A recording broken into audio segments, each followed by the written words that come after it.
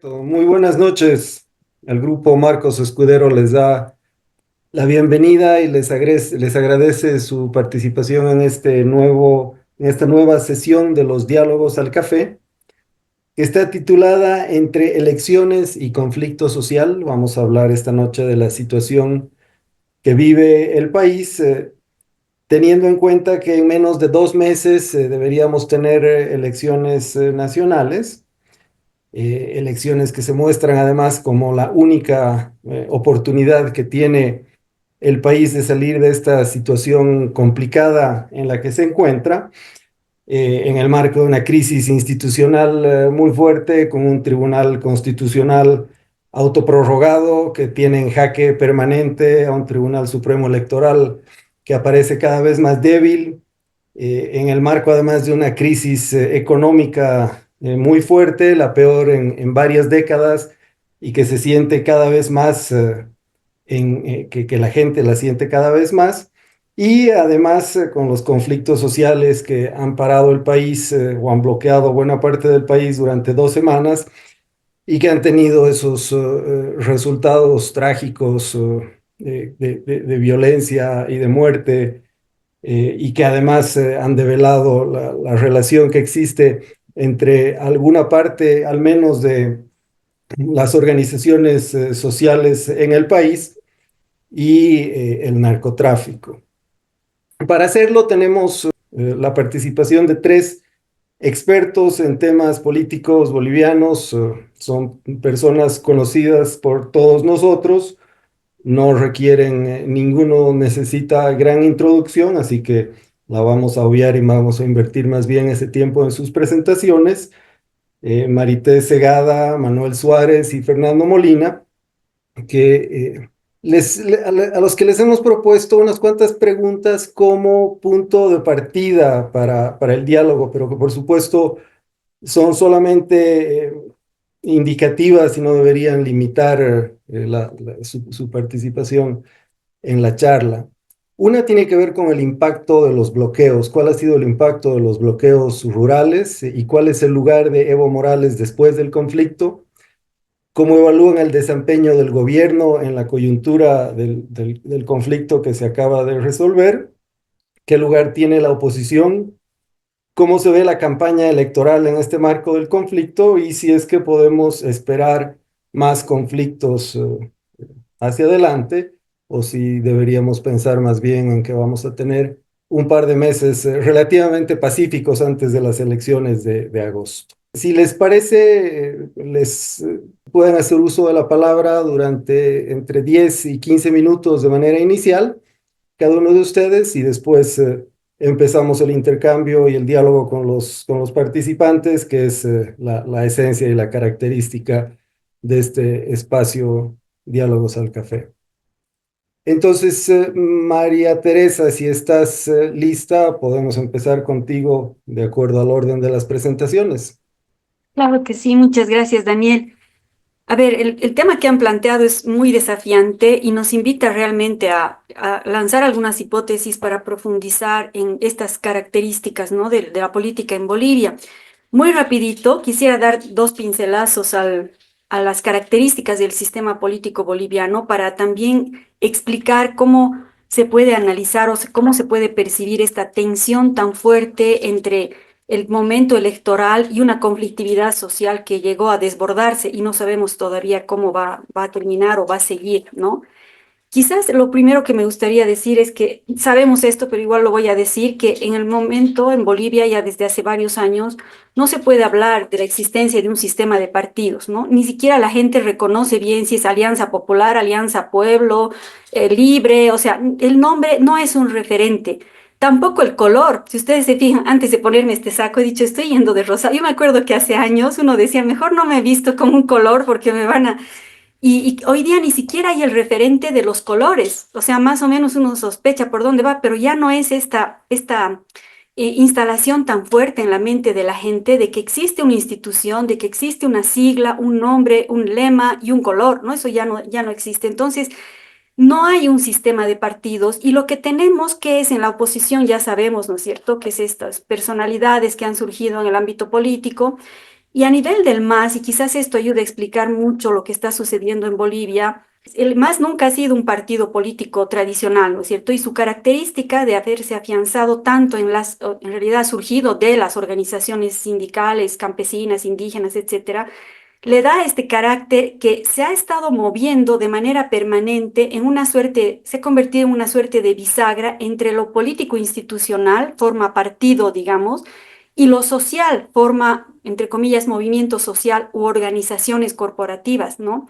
Este lugar que ha ocupado el propio Evo Morales durante las gestiones de su gobierno y que Arce ha intentado también reproducir, ¿no? De ubicar este mundo social, digamos, y político en un espacio entre lo político institucional de conexión, digamos, y lo social, ¿no? O sea, apelando desde el Estado, desde los ministerios a las organizaciones sociales para recibir un respaldo o el famoso mandar obedeciendo, o sea, ese vínculo tan en realidad complicado porque por un lado tú dices hay una fluidez entre ambas esferas, pero las características de esa vinculación han resultado muy perniciosas porque estaban en el marco del clientelismo, de lo que llamamos en la ciencia política el intercambio político, ¿no? O sea, un poco el intercambio de favores, la vinculación, digamos, de conveniencia mutua entre lo institucional y lo social.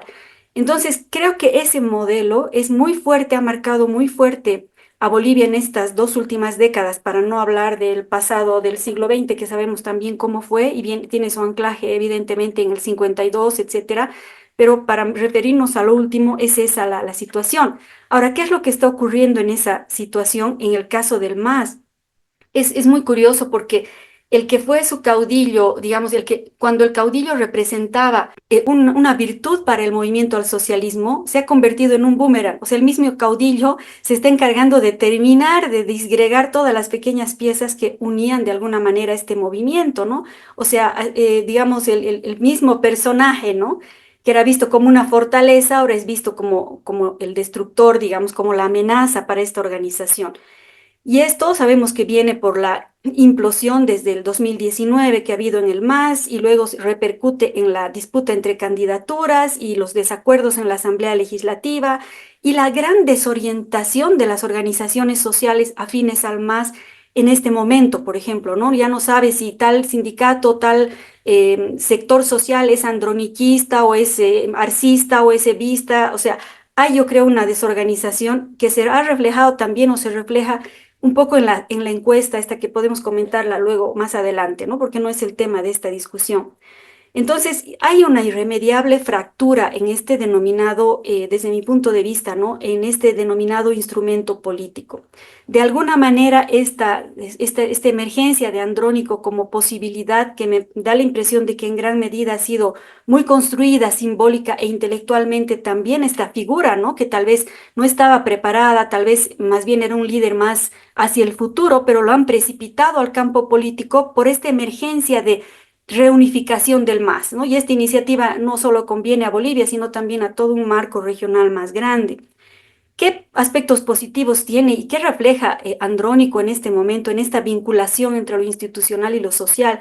Él es de origen campesino, sin embargo, su mayor fuerza está en sectores más bien de tipo urbano, popular, ¿no? Cooperativistas mineros, etcétera.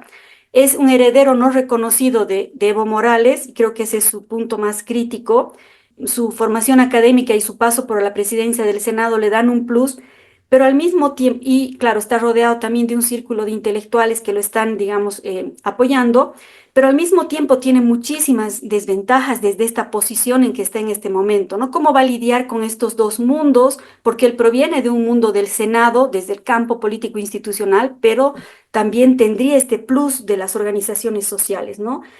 Bueno, es difícil su situación porque no tiene, no está legitimado por Evo Morales, ¿no? Sigue complaciéndolo de alguna manera con sus discursos. Tampoco se ve en él una propuesta política clara. Su programa de gobierno, yo lo he leído, no plantea un modelo, parece más una continuidad, pero un poco más ampliada, más moderada, más negociada del modelo que planteaba Arce, ¿no? O sea, eso también es quizás tema de otra discusión. Sin embargo, no tiene un discurso claro hacia dónde iría el país y cómo va a proponer esta resolución entre estos dos mundos, ¿no? Entonces, más bien, creo que ahí la presencia del Castillo solamente es una presencia para mantener la sigla, que por las últimas encuestas parece que pueden perder incluso la personería jurídica, ¿no? Si es que los datos siguen como están.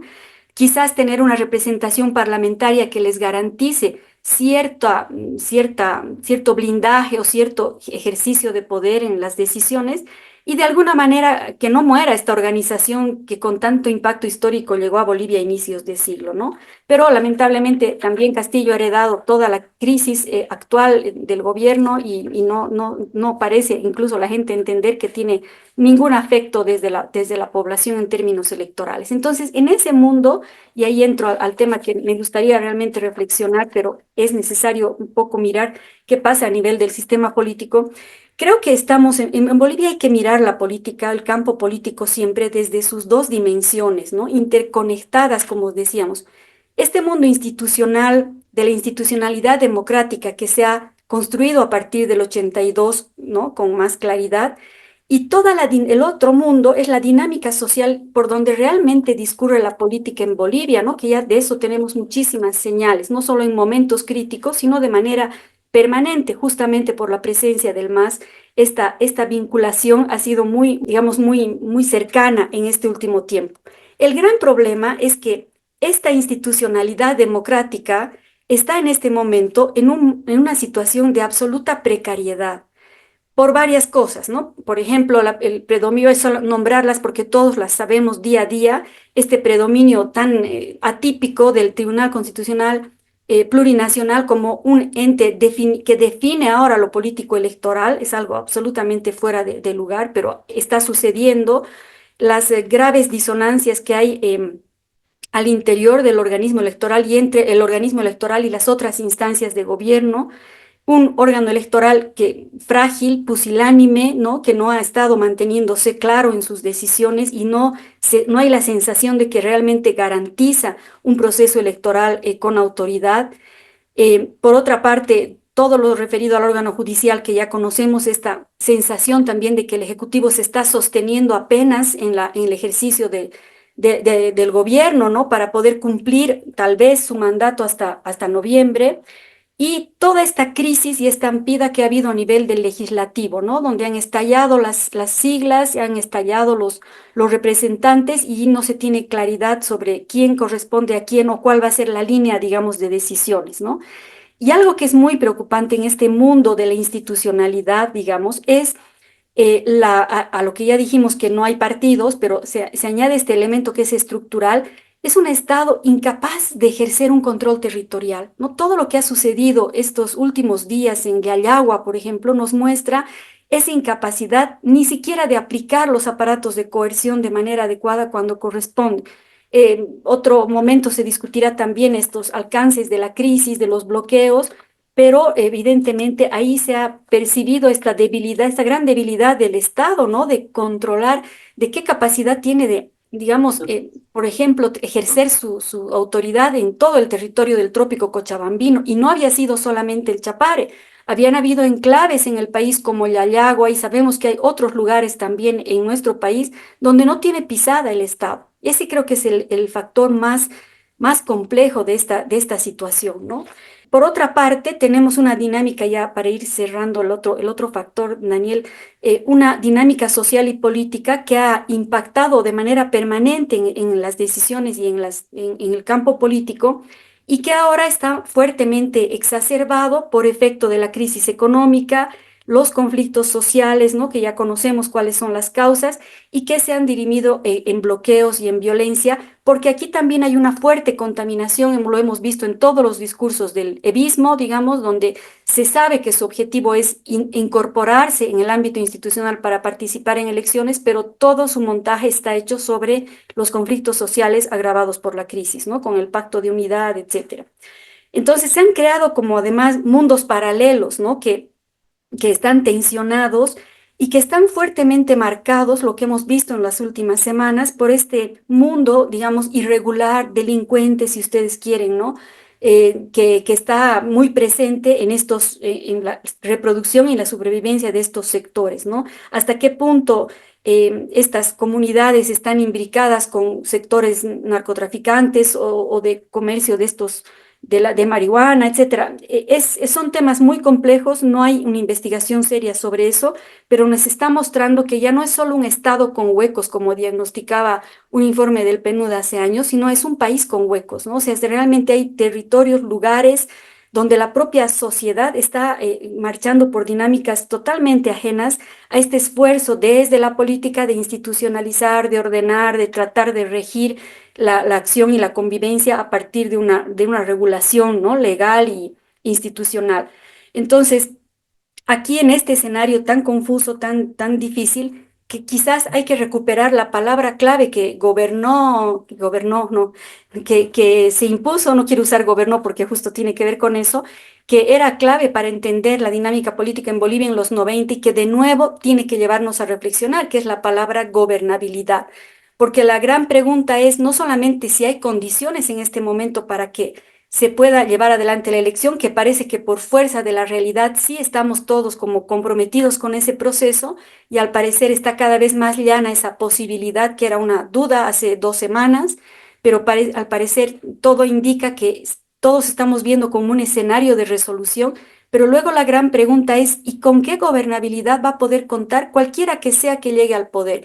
Y no solo por la presencia tan plural de 3 fuerzas políticas o 4 o 5 quizás que lleguen al escenario parlamentario, sino justamente por esta relación del gobierno que corresponda con esta sociedad civil, ante, por ejemplo, el discurso amenazante de Evo hace pocos días que dice, a ver si aguanta la derecha si llega al poder, ¿no? Y no es difícil imaginar un escenario de esa naturaleza. Entonces, pongo estos temas en la mesa para que los podamos seguir reflexionando y no me alargo más. Muchas gracias.